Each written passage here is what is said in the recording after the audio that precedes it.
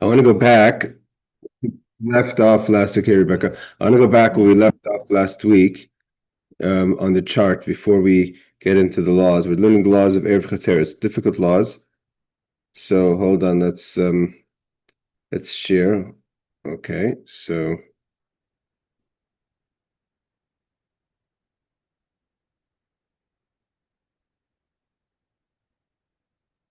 the Eiruv Chatzeiros again is we have there's two concepts of Eruv. We have the laws that we learned until now. Hold on. Are you able to see me? Yeah. We have the laws until we learned until now, which are the idea of the public domain is you're not allowed to carry in a public domain, a Rishus Harabim, and a Carmelis, rabbinically, and a private domain, which is a Rishus Yachid you can carry.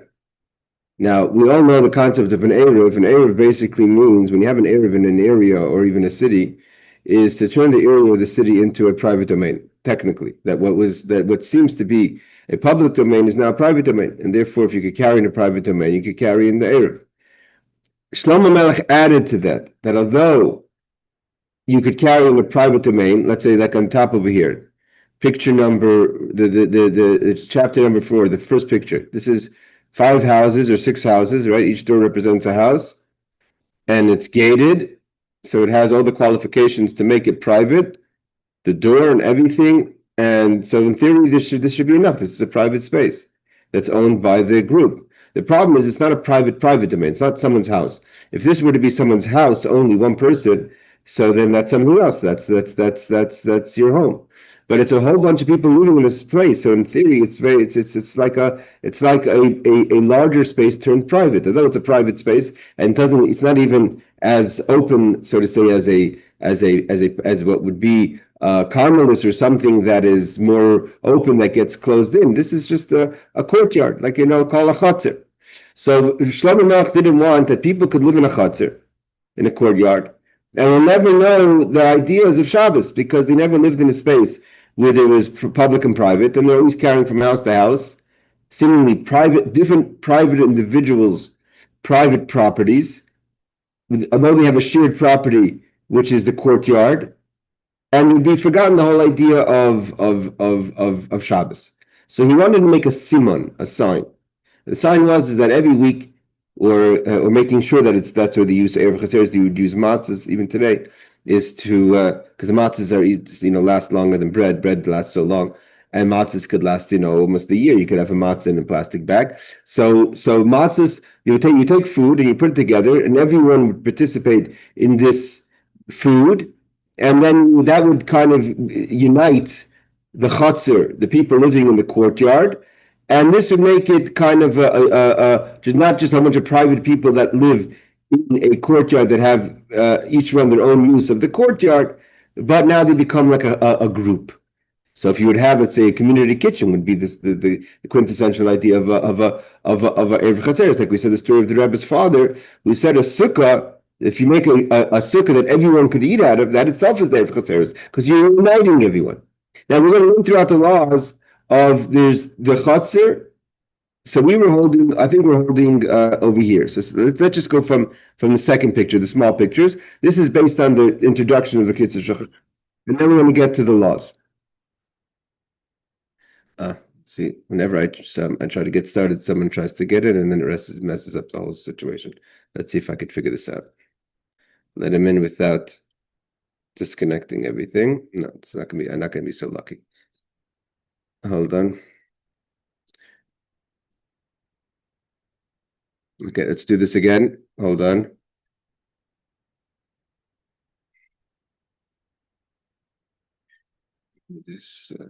Okay. So we're holding on to the second picture. Sometimes courtyards were joining each other, having only one exit to the street, as illustrated, one exit for both joint chatzeiros.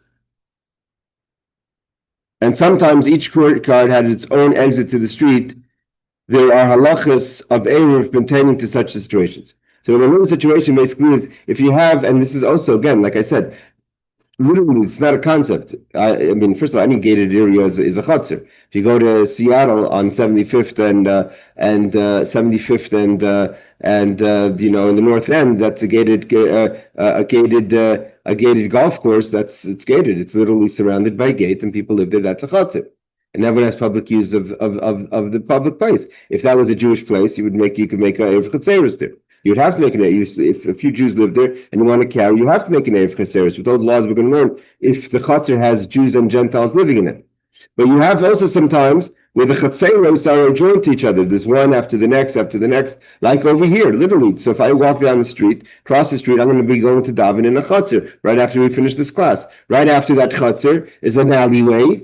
And after that alleyway starts another Chatzer, another courtyard. And I think there's 3-4 courtyards, one after the next, with little alleyways. It means the cars can't go there, only people.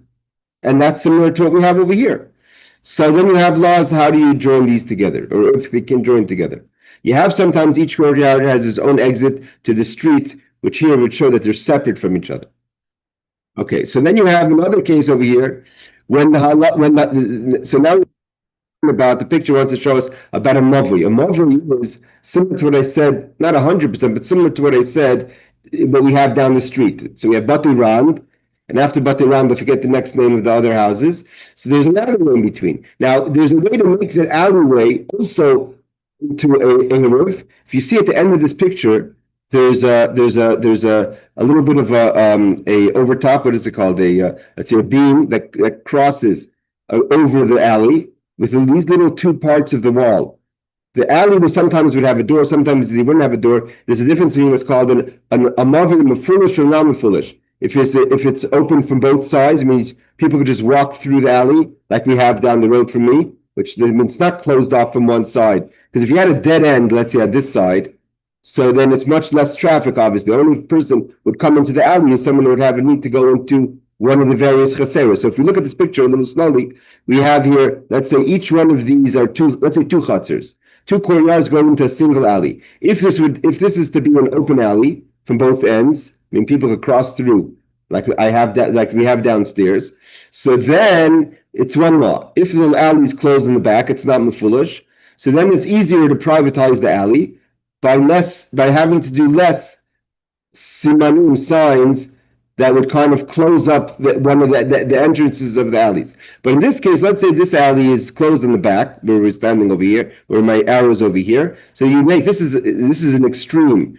They did two sides, if you see, two sides with a beam on top. That's like if you really have to close it up. But if you have it closed in the back, you wouldn't have to do so much. And that would privatize the alley, and now the courtyards could use the alley and use the courtyards to each other, to go into each other, carry into each other, and use the alley. So what do you have to do in such a situation? So you have two Eiruv Chatzeiros. You have the Eiruv Chatzeiros to do each Chatzer separately, and on top of that, they would do together all the courtyards. We'll do a second one, and we'll learn there's different names for these, to unite the alleyway, the whole picture over here, that comes one private domain, which is really what an Eiruv is, right? An Eiruv is a whole bunch of courtyards, a whole bunch of houses, that comes. So this is what we're doing if we have in Brooklyn, if we have in Yerushalayim, an Eiruv. So when the halacha refers to an alley, it denotes an area into which two or more courtyards exit into the alley, and from the alley they can exit to the main space, to the Rosh Hashanah. See illustration. Okay. Now in the alley we have what's called a shituf. You see this nice picture over here. All the people get together. Each of these people are representing another one of the courtyards. Means they're the Vadim Masadir. They are the representatives of each of one of their courtyards, right? They're part of they're the head of their community list, and they get together and make a shituf. Shituf is in the word a partnership. So they make a partnership and say, you know what? Although we each have our own courtyards, but because we have this alley and we want to privatize the alley, we want to make the whole Eiruvei a private domain. So then we have to make a second food, which is called a shituf. Again, with the halachas of, again, if after the alley you go into a Carmelis or to a Breshus Rabbim, so you have to close up according to the halachas, like we have over here, the beam or the sides, depending on how the alley is, and if it's open both ways, depending on what you have to do to close up the alley. Means do you have to do two side things, a beam on top? All those are questions depending on what type of alley it is. So in order to carry in the alley, many requirements must be fulfilled. The halachas are complex and not discussed in Kitzur Shulchan Aruch. Okay, so we're not going to learn this in Kitzur of how to privatize the alley, which is also in a bigger picture privatizing a city. However, a mention is made of partnership in the alley. This is achieved when all inhabitants of the courtyard that exit into the alley jointly make a special Eiruv, the details of which are not discussed in Kitzur Shulchan Aruch, but at times we'll refer to in the footnotes, which is the shituf that they make for the courtyards together with the alley to privatize that whole area. Okay, so this gives us a picture of what we're going to learn about. Now let's go back to the laws because we have a lot of questions. These are complex issues because it affects every one of us if we live in anything that has some sort of Eiruv that we have to deal with. We're going to go into, for instance, let's say over here. I'm not going to go into them yet. We have over here, for instance, the Rav. They have a question. But let's just look at it for a second because no point in learning the halachas if we're not understanding what we're talking about. So let's see over here. We're not going to do this whole thing, but so here's the question. The question is, evidently, it's a true question. So it says, okay, so it says like this. Let's see if I could get this. It says, I live in an apartment. I live in an apartment building in Crown Heights, and we are the ones who perform the Eiruv Chatzeiros. Meaning to say, we're going to learn these laws is, for instance, you have the Eiruv Chatzeiros, and you also have the let's say not every building in Crown Heights has only Jews in it. You have Gentiles also. So we're going to learn the laws of what happens if Gentiles are in the building. How do they affect the Eiruv Chatzeiros? But let's say whatever they worked it out, like according to the laws we're going to learn, and we have one of them who performs Eiruv Chatzeiros for the residents of the building. The matzah, like I said, the food used is matzah traditionally because it's hamotzi, which is for Shabbos makes it a meal, but also it sustains itself. It preserves itself better than bread. You'd have to change the bread all the time because you could use the same Eiruv weekly. So the matzah used in the Eiruv is kept in my apartment. The idea is that you have a place, but let's see the question. My question is, when I go away for Shabbos, does the Eiruv still function properly for the rest of the building? Why? What's the question? Because if you have the Eiruv in the person's apartment and the person locks their apartment and leaves, no one has access to the apartment. So it's like having an Eiruv Chatzeiros in a place you have no access to. The whole point is to make like a joint space where everyone's going to eat. No one can eat. The food is locked up. Do I need to leave a key with someone so that my apartment remains accessible in theory? Obviously, no one's going to sit down and eat the meal, but it has to be at least theoretically possible for them to enter. So the question he's asking is, does he have to leave the key for someone so in theory they could get in?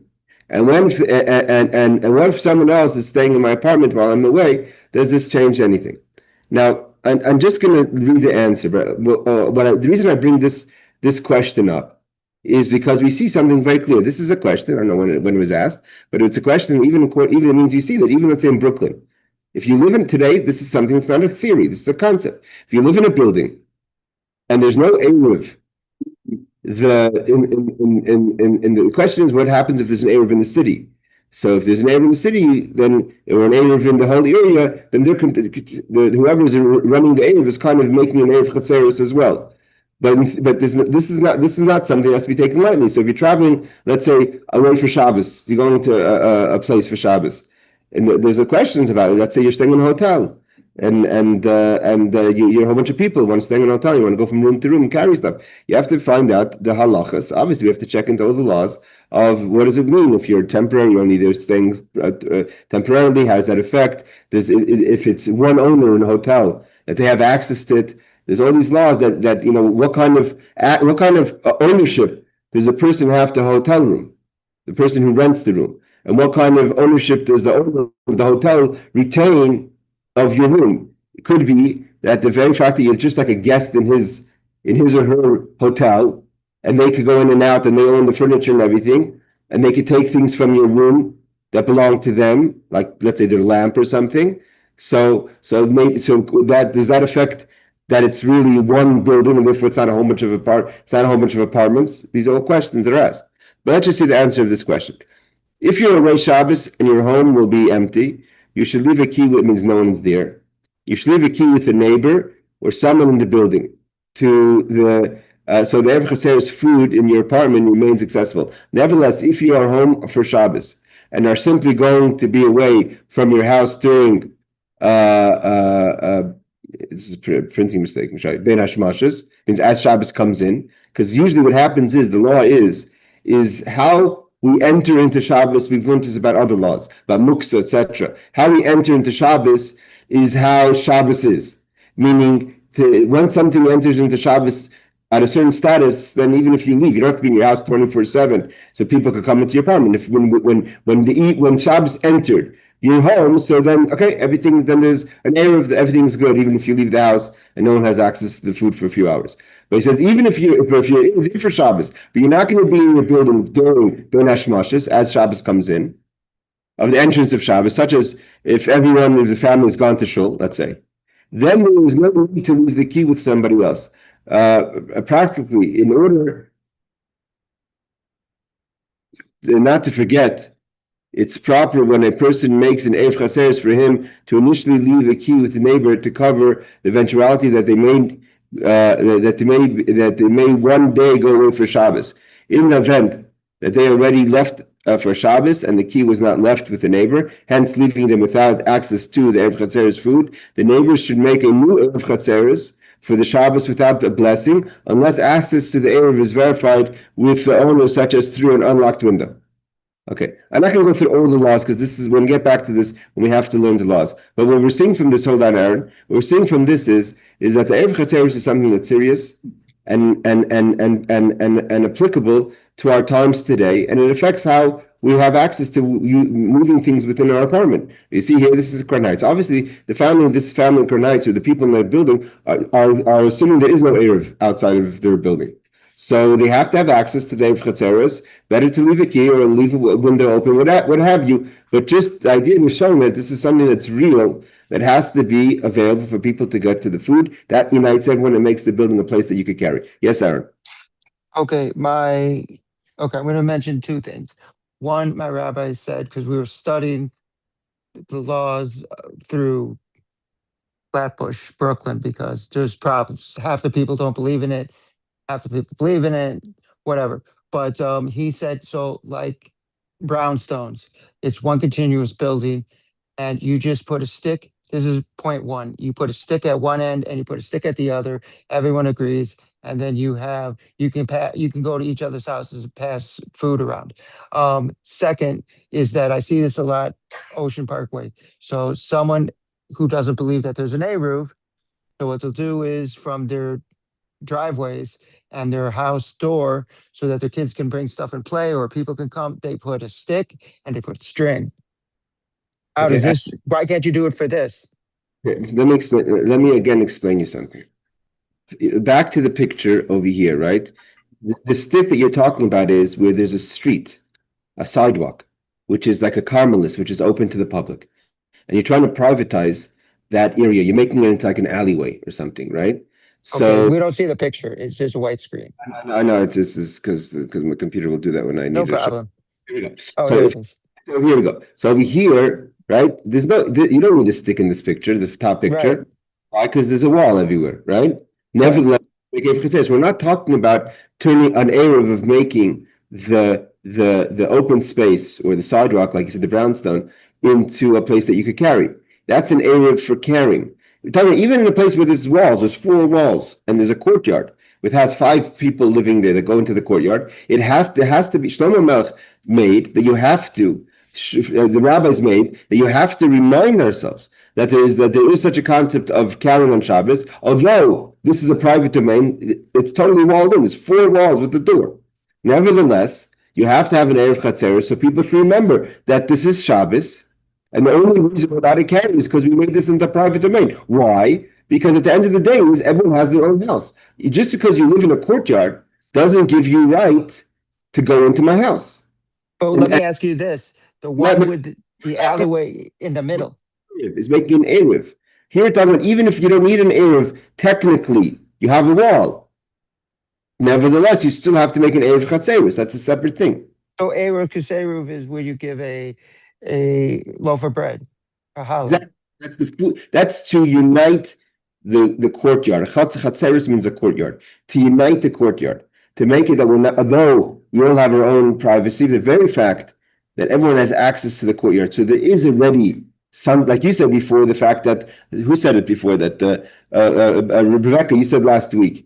Because everyone's using the courtyard, therefore the rabbi said it's a chatzeiros. Every courtyard you're allowed to use the courtyard. The point is, even though you have communal use, you have to have some food that makes it more than just your typical. I could sit down in the lobby and read a book.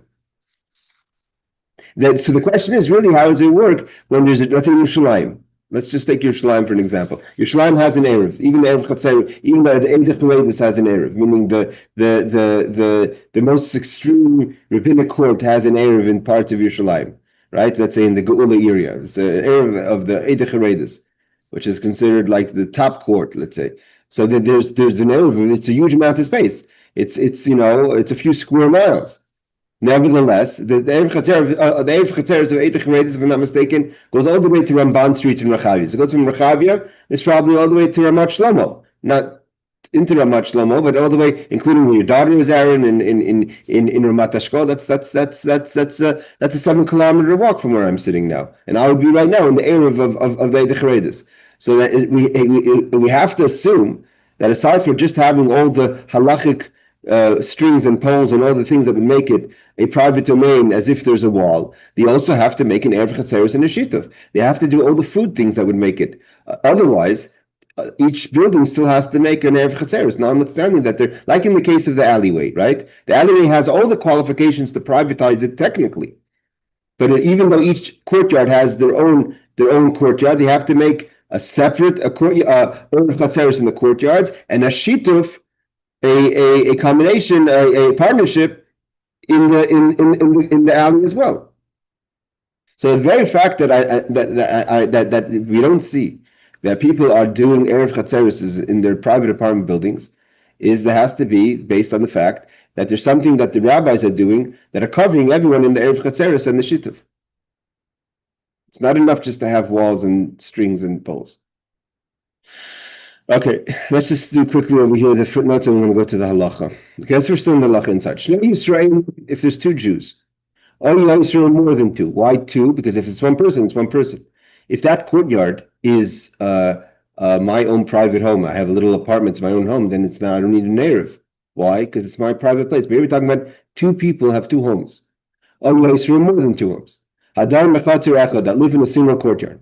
Each person has their own house, own room, like in the picture illustrated before. And again, you don't have access to the house. This means it's not an open house where you could just walk into my house. You have a house, like the picture, that's walled in. Two Jews live there, two families live there in this courtyard. You cannot carry from the courtyard to the house or from the house to the courtyard.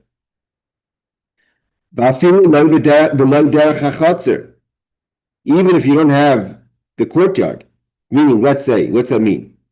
Let's say you have like Aaron said before, you have the houses that are one next to the next. What are they called? The brownstones, right? And they have windows in between. Yes. Without going through the courtyard. So let's say, for instance, that's an example very, very, very often in Brooklyn. You walk out of your brownstone and you have a little bit of a porch, and the next person has their brownstone and their porch, and then you would go from there down the porch into the chutzner. You can't even pass from porch to porch, or from even if you had a window in between the apartments. Even if there was a window that was just privately and that made a private entrance from your living room to their living room. Let's say that existed, right? It's not normal for people to have that, but let's say they did. A certain talto dersham you can't carry from there, even though you're not going through the courtyard. Look at the Magen Avram, Simon Shin Samach Vav, Sif Katan, Umitzvah Leim Lasis Eiruv Chatzeiros Shelo Yavil Dei Kishol. And therefore, Michshol, the only way to make this permissible, that we could carry from apartment to apartment through the courtyards, not through the courtyards, i.e. privatizing properly the entire courtyard, is you have to make an Eiruv Chatzeiros. An Eiruv Chatzeiros means a courtyard Eiruv. Okay, let's see the introductory remarks of chapter. It's basically what we saw in the picture. I'll quickly review. Houses usually were arranged back in the day. Again, till today, there's such a thing. In this fashion, with endless variations throughout these halachas, when reference is made to people living in a courtyard, it means people living in houses that open to a courtyard, like in the pictures we showed. In order to carry from the houses to the courtyard, all residents had to join in making an Eiruv. You have to make an Eiruv. This Eiruv is made up of poles and strings, but of food. This biblical ordinance instituted by King Solomon and his court. Shlomo made that you would have to have an Eiruv Chatzeiros. Sometimes courtyards were joining each other, having only one exit to the street, as illustrated. Again, this illustration we don't have, but it's the pictures that I showed up on top. And sometimes each courtyard had its own exit to the street.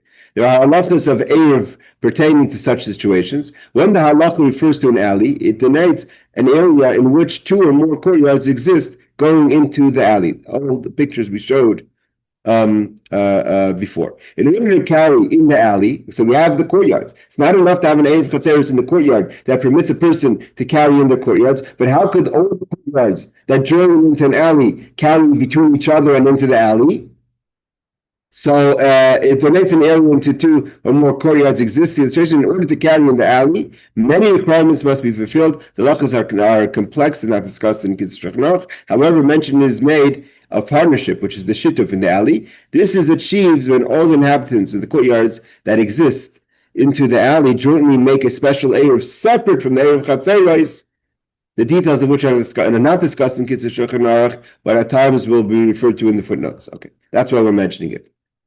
All right, let's see the footnotes now. Footnote number 1. It's forbidden to carry. The rabbinic decree enacted by King Solomon's court, for fear that a person will carry out from a private domain to public domain. The things like this. This happens, by the way, today. It's less common because an Eiruv is more common. When I was a child growing up, it was not common to have an Eiruv. I mean, I remember when they put up the Eiruv in Los Angeles, it was a big deal. London, still today, there's a big fight about the Eiruv in Golders Green in that area. They were against the Eiruv, even though the Eidech Haredis made the Eiruv. Brooklyn, no one had a Eiruv in Brooklyn. And when I was growing up, again, Moshe Feinstein was very against the idea of an Eiruv in Brooklyn. I'm not going to get into the rabbinic why they did it, how they did it, what have you. But Eiruv in big areas was not common in the United States. It was something that was common in Eretz Yisrael.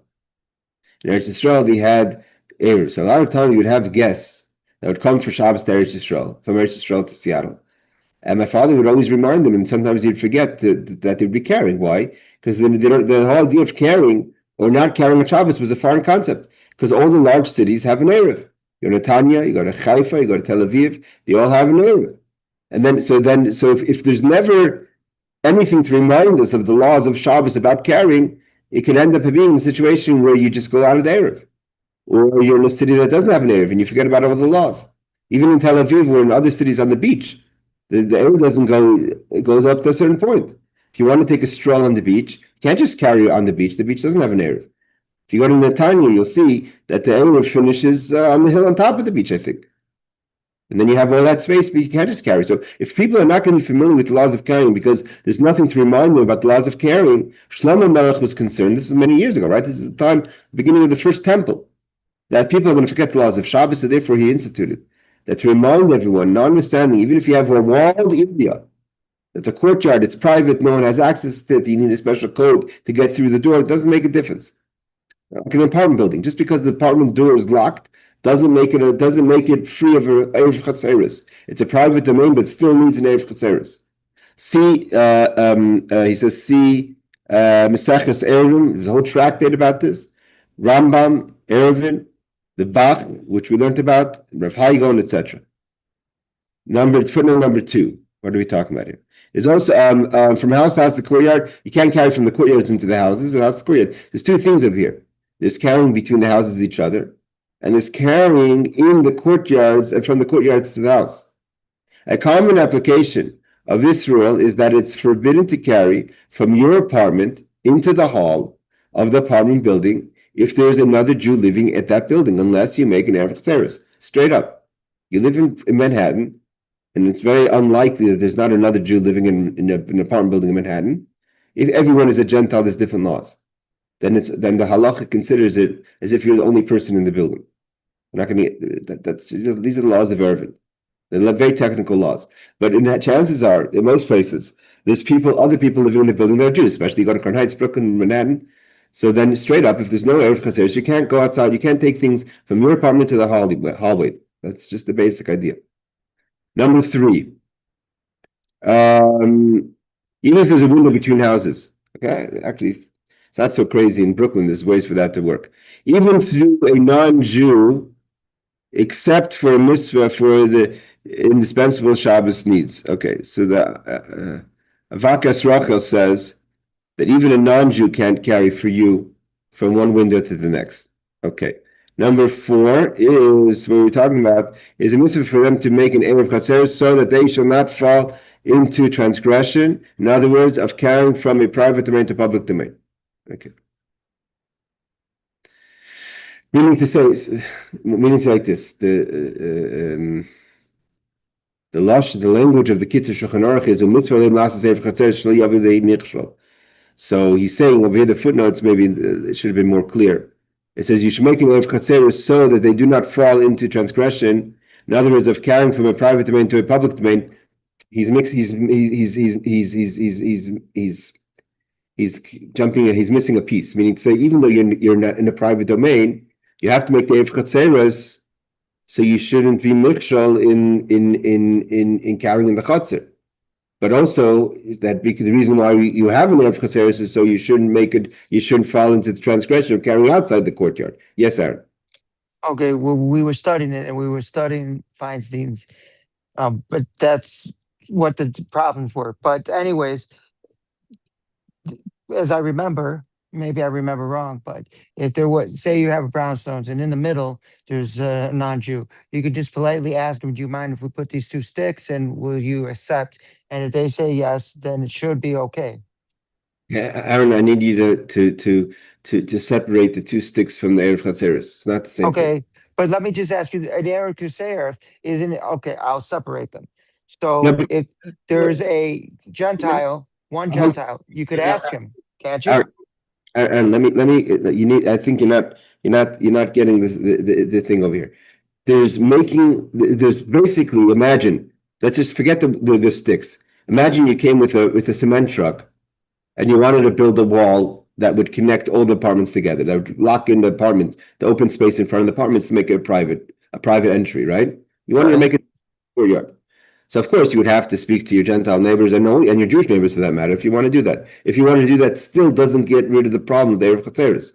What you're trying to talk about is making an Eiruv, putting the sticks to make an Eiruv that it's a private domain. Even if it's a private domain with a wall, forget the sticks. Even if you put a wall like in the first picture, you still need an Eiruv Chatzeiros. An Eiruv Chatzeiros is what Shlomo Melech added to the Eiruv. It means Eiruv makes it from a non-private domain.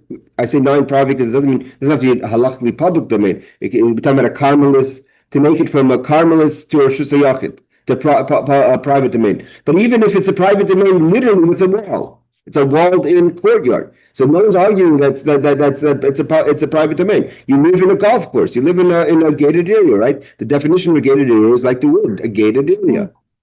So it's locked in. It still doesn't have anything to do with an Eiruv Chatzeiros. On top of that, Shlomo Melech says you have to do the food thing. It's 2 separate Eiruvs. 2 separate Eiruvim. You understand? So I understand. I thought you could bypass that by making it totally private. No, but that's the whole point. The whole Eiruv Chatzeiros is when it is totally private. I got you. Apartment building, right? An apartment building, 99% of the time is a closed space. You have a door. If the door's closed, you can't get in. Means it's closed in. It's definitely closed in enough to call it a private domain. Notwithstanding, you still need to make an Eiruv Chatzeiros. An Eiruv Chatzeiros is on top of the private domain. It's 100% private. You still have to. You're talking about making it a private domain. That's a separate question. That's a general Eiruv. Okay. Law number 2. If you have 2 courtyards, yesh b'noim Pesach. Okay, so again, these are. If everyone remembers the pictures that we looked. So we have 2 private courtyards that have a door that opens from one courtyard to the next without going through an alleyway. Okay? What does that mean? The question is that, the laws of Eiruvim are very complex.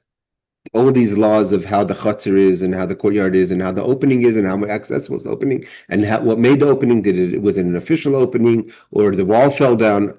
These are all questions. But let's just say the simple situation. Like in the picture, there's two courtyards that have a wall, a door to go from one courtyard to the next. What does that really technically mean if that door is unlocked? Or most of the time it's unlocked? It's one courtyard. It just happens to be there's a wall kind of separating the courtyards. Why would you do that? Whatever the reason is. To know that this is my courtyard, this is your courtyard, doesn't mean that we don't have access. We have access to each other's courtyard. Literally, if I were to go downstairs today and take a picture of the courtyard that I'm going to go daven in, it's pretty much a closed place. It has the walls are built by the houses. It has a little metal door. It has a mikvah. It has a courtyard. The kids are running around. It's a safe space. Everyone's apartments go into the courtyard. That's upstairs, downstairs. This is a regular thing in Yerushalayim. So that's how they built Jerusalem, with courtyards. So, but now, if you have a door that goes from one courtyard to the next, basically making it one courtyard. Why do you have the wall? Is because obviously there's certain reasons why we want to separate. But does the door make it enough of a situation that the courtyards can make it as one courtyard, and therefore you can make one Eiruv Chatzeiros for both courtyards? That's the question, right? So you have two courtyards that have walls, but between the walls have a door. Not a tiny door, a door that halachically means that people could go in and out from each other's courtyard. If they want, that each person makes their own Eruv. So we have a door. The door doesn't mean it's automatically one chatzir. They can decide to say, no, we want to make our own Eruv, and you make your own Eruv. Each one carries in their own chatzir. But if you do a separate Eruv, you can't carry from one chutzner from one courtyard to the next courtyard vessels that were in the home. So this is what we're starting to learn about. What he's topping on is the next step of complexion of the complexity of the law. Let's say you have dishes. So you have dishes in your house. That's in your house. Even if you have a courtyard, that's your dishes in your house.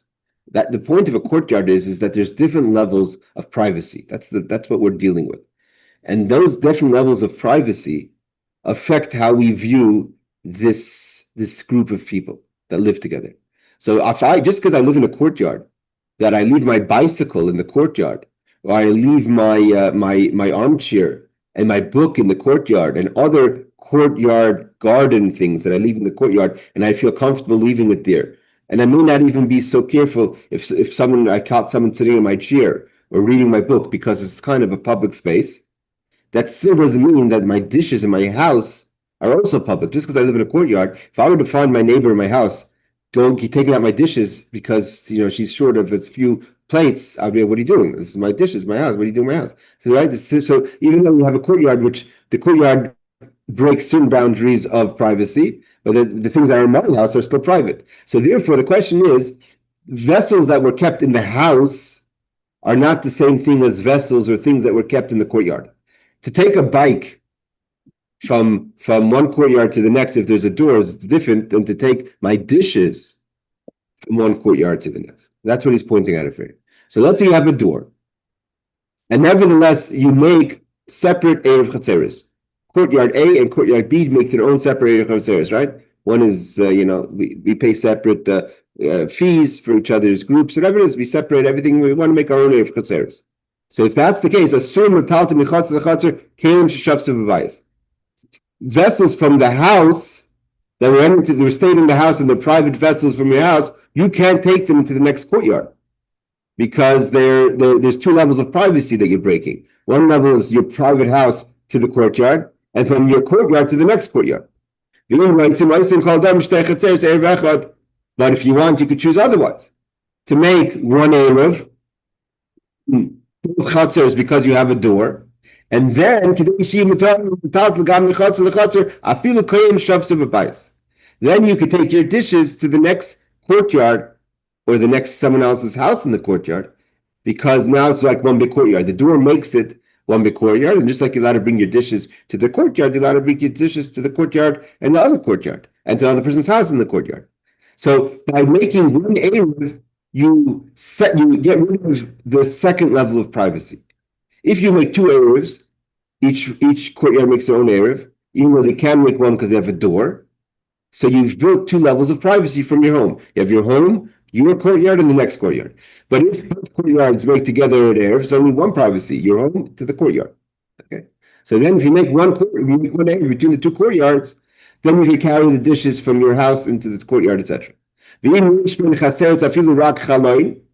Let's say the courtyards have only a window that makes access between the courtyards, not a door. That's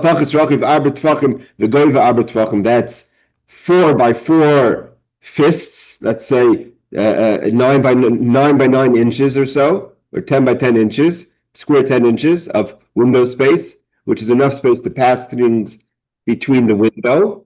And it's not too high. It's not like a sky window that, there's no access to it. It's within waist. 10 tvachim is about 30 inches from the ground. So it's with, we know that lamata mesar tvachim means that's the space. So it's in the space of access. And there's no gates that block the window. If you put up what do they call them? Security gates, that you don't want the kids from the other courtyard to climb through the entrance. So that doesn't help just because there's a window. But if there's a gate there, then that there's no more. You don't need more than the gate to show that you don't have any connection to each other. Then you can still make an error. So you don't need a door. A window is enough. A window of 10 inches by 10 inches, 3 tvachim by 3 tvachim. That's below, at least starting below 10 tvachim from the ground. Then that's enough of a window, and there's no gate in the window. You didn't put up a security gate by the window. So then it's a serious opening that could be passed, and you decide to make a single eruv. Then you have a single courtyard, and you could take things from your home into the courtyard to the next courtyard. But if the window is less than that, then it's just a small little entry. It's not just like a little tube. And it's too little space, and you can't make a united Eruv. And therefore, each courtyard has their own Eruv, and you can't, and obviously you can't pass things between. He says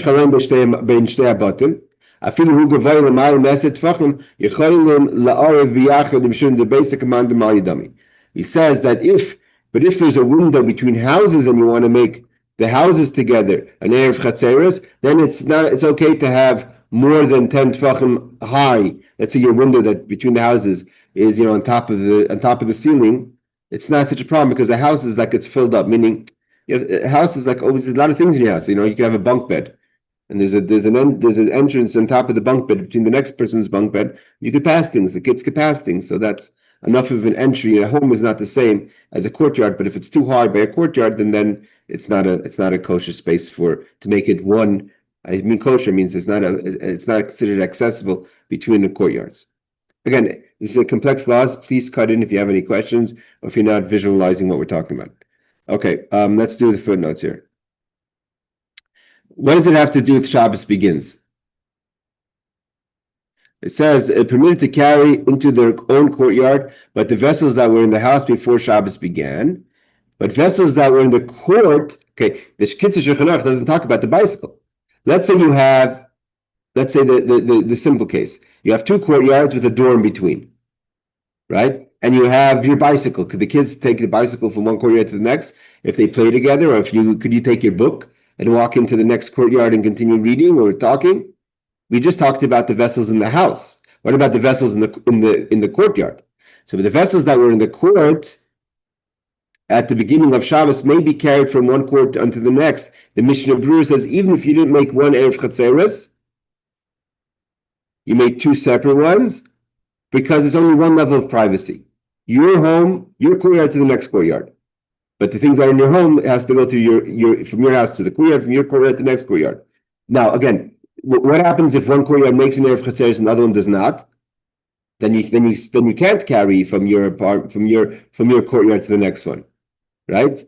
And again, it may seem like whatever. Again, in Jerusalem, this is a common situation. But if you think about it, there's a lot of cases that are similar. You have a lot of apartment buildings, right? You know, apartment A, apartment B, apartment C.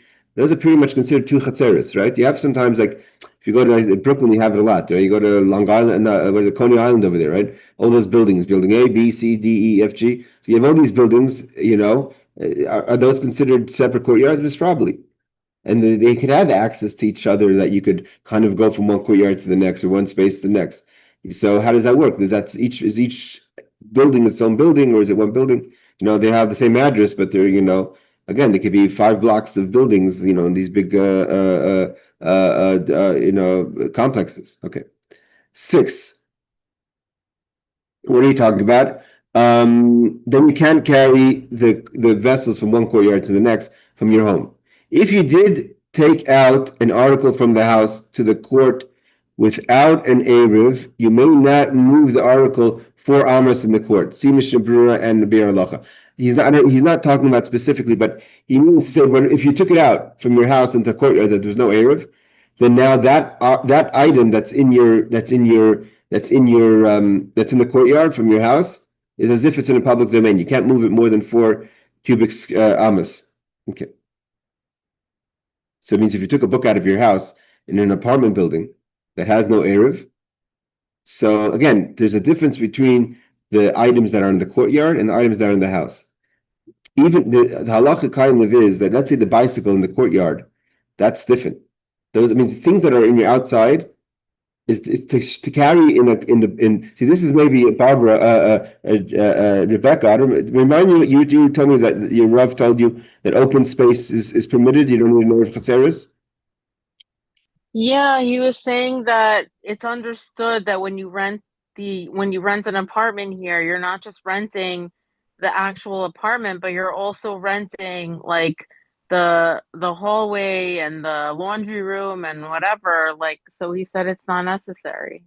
Okay, again, I think that in the places like Manhattan, the Rabbanim are doing an Eiruv Chatzeiros, or the Shituf that are allowing people to carry. I'm still not clear. Yeah, 100. I just made a note to myself to ask a few Rabbanim tomorrow what they have to say about this topic.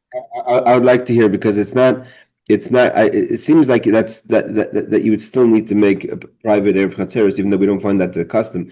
I don't, at least in my building in Jerusalem, I've never been in a building in Jerusalem where they had some, unless there's someone's making it on our behalf. But another thing would be that I just wanted to point out that there's maybe what he was talking about. There's a difference between things that are left in the courtyard, means in your hallways. You have a lot of people have things that are in their hallways. Let's say things that are in the public space, that the vessels that stay in the public space. For those things, you don't even know if Chatzeiros. To move the bicycle around in a courtyard is not a problem. The problem is, or to move your lawn chair, that's not a problem. The problem is to take your dishes or your things that are in your house into the courtyard. And if you take it in, you can't move it around. So, like, for instance, I mean, that's something very simple. Garbage. Like, you know, how could you take? I mean, the garbage is not. I mean, to take your garbage that you've accumulated over Shabbos to the public garbage drop through the courtyard is not so simple. I asked the Shaila about that. I asked a few Rabbanim and they told me No, there's a garbage room on my floor and they said that I'm not allowed to bring recycling out to to that room on Shabbos, but that I can bring the garbage why? to that room. Why? I can't remember exactly why, but it has something to do with the fact that It's garbage. I yeah, and that it would be like not befitting for Shabbos to have garbage like in your apartment. Also could be because what we're talking about is kalim. To take vessels, like, but like you Yeah, said, garbage is like not, it's like waste. It's not. yeah, Aaron. Yes, Aaron. Hold on. Yeah. Okay. 2 things. My rabbi friend, he teaches in the yeshiva and runs a children's service. He said, okay, so 2 examples. So you got 2 houses, they share a driveway. You go in, one goes to the left, one goes to the right. Okay. So on Sukkot, they all share the back. It kind of like melts together. So Mhm. they got all their sukkahs out there. So he rented from this guy. So he makes him a challah, and then he can carry, and everyone I think makes a challah for themselves, so they can carry in and out to their sukkah between these two houses and use the driveway. Number two is That's an, I that is what? an, what they're doing is an Eiruv Chatzeiros. Okay. Then about the trash, I just want to point out that's your classic case. What's the problem there? That your dishes are in your house, and so you're right? trying to bring your dishes into the sukkah. But again, the sukkah itself is an Erev Chatzeros. To bring one challah for yourself is not going to help the problem.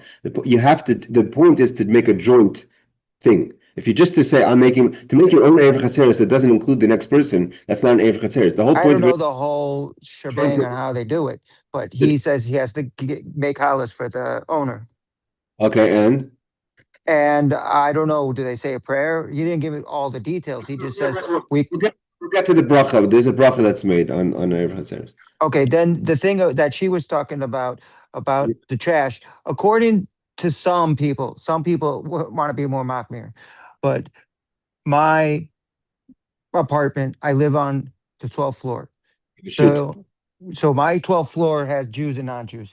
But the point is that's kind of like private because they don't even allow cameras to sit in there for safety reasons, in case someone's stealing. So they don't. It's private. So I can take the trash to the chute, but to take trash to the basement, that's going through the whole building, and I don't live on the other floors or the basement, so I shouldn't take the trash down there. It doesn't make a difference. What you're saying doesn't make a difference. I want to say something. First of all, number one is if there's rules that separate the floors, that would be like almost like Chatzeiros, courtyards, a whole bunch of courtyards together, right? If So let's you're say saying I shouldn't do it? Maybe I misinterpreted. I'm saying you can because the very fact that you're able to carry in the whole building means that either we're being soymach on an Erev Chatzeros. There's no question that whoever's you're in Brooklyn, Flatbush, wherever that your Erev is, that the Rabbanim over there must be making the Erev Chatzeros in a way that's permissible for not just for you to carry in the street, but also for you to carry in between your chatzar. Again, at the end of the day, I think the law is that when you have courtyards and you have an alley, so then the alley becomes the primary space that you're joining, and that's just probably the basis of what they're doing. If they're using Okay, so let me say what he said about, okay, we have a pool. I'm not getting in, I don't want to get anywhere near that women swim in there, and that some Jews only go down there on Shabbos to sit in kibbutz and read books, and some go to swim. That's not my issue. There's a gate around it. So I asked him, am I allowed to carry like a chair down there so I could sit? Because you could buy a more comfortable chair. And he said the Eiruv covers it, that area, so there's no problem of carrying. Okay, again, that would have to be that if the Erev that is made to allow you to carry is also including the Erev Chatzeiros. That's what I'm saying. And it could be the reason. I think the halacha is, according to Rambam, if I'm not mistaken, that once you have the alleyway, the shituf becomes the primary Erev Chatzeiros, and the Erev Chatzeiros is secondary. I think it's only the chumrah that you would have to make a second Erev Chatzeiros if you have a shituf of the alleyways, and the shituf of the alleyways would be pretty much. Because once you make an Erev around the whole Flatbush, then that's like one big like one big courtyard, or a whole bunch of courtyards going into alleyways. And then whoever's in charge of the Erev also has to make the Erev Chatzeros or the Shituf that kind of covers this King Solomon's concern, and therefore we don't find that people are making Erev Chatzeros in buildings. The reason why the question they had in Crown Heights is because that building, Crown Heights, is either this question was before they had an Erev in Crown Heights, or according to the Rabbanim who don't accept the Erev in Crown Heights. And then this apartment building has no other Erev besides their Erev Chatzeros, and it's the fact that it's a private domain because it's a closed space. But the reason why you're able to carry, and I'm trying to find, I want to have a proper conversation with someone, I just didn't have a chance yet to make sure that I get clearly that what is the basis that we're using. It's either the shittif or, because again, in Yerushalayim, I have not seen that people are making Erev Chatzeros in apartment buildings, which means so what yours? they're relying on the Rabbanut that is making the Erev, besides the Erev, also the Erev Chatzeros or the shituf that permits the carrying of the vessels within the private domain itself. So I'm just going to say one thing about what you're saying. So you gave a bunch of reasons why and why not. And because of that, that's why in Flatbush, half the people don't believe in it because of all the questions that you bring up. No, that's a no. There's another question. The reason why they don't believe in it is because they don't believe you could privatize Flatbush. So then Yeah, that too. there's no private domain, and then each courtyard means this. Then, if there's no private domain, then there's no Eiruv Chatzeiros because there's no. Let's say, for instance, right? You have this space. If this space is not a space, and you only have a whole bunch of these spaces, so then there's no. You could have food from today till tomorrow. The food only helps the space, but there is no space like this. There's no courtyard. There's no huge courtyard called Flatbush. Oh, There's therefore, if the rabbis of Flatbush made Eiruv Chatzeiros, it has nothing to do with me. Therefore, the building in Karnites I had a question, right? Because there is no Eruv in Karnites that they're accepting. So therefore, how are we counting between the apartment buildings? How am I taking my dishes, my garbage outside? There has to be an Eiruv Chatzeiros. So therefore, the building has to have an Eiruv Chatzeiros. And his question was, what happens if I lock the door? If I'm not there for Shabbos, do I have to leave a key? That's all. But the basis of what your rabbi is saying, or you're allowed to carry your chair, is not just because there's an Eruv, but there has to be an Eiruv Chatzeiros that covers also the fact that there's an Eruv. Because to take things out of your house that are house things, if you leave your chair outside your door, then it would be different. Let's say you keep your chair outside your door. So then you're keeping it something that's kept in the courtyard. And again, if the streets, if the floors in your building have different access, that means that whoever's on floor one shouldn't be on floor two, vice versa. It's kind of each floor has their own privacy. That Mr. Rabbi kind of also is like a separate chatzeros. Yes, Rebecca. I'm sure you probably said this already, but where, like, theoretically, if you needed an Eiruv Chatzeiros in an apartment building, would you keep it in someone's apartment, or would you keep it in the private? I mean, in the communal space somewhere. Like, where would you keep it? Again, there's the shituf is different. The shituf usually was kept, if you remember the picture we showed over here. So the picture shows the ChatGPT. You have to give them a little bit more credit than people give them. You see this little house at the end. A little bit of the idea of the house at the end, I think, is that it's like this is like the guards gate. If you go to a private domain in a gated area, let's say a golf course, they'll have like a little guards room, right? A guard space that sits by the door and opens the gate, right? Usually you would put the shituf over there in an alleyway, but in a building, then you could have it in an apartment in one person's house, but people have to have access to the house. That was the question in Karnites. So he's saying you don't have to be there the whole Shabbos, and you don't even have to be there ben hashmoshes. But the best is that that people know.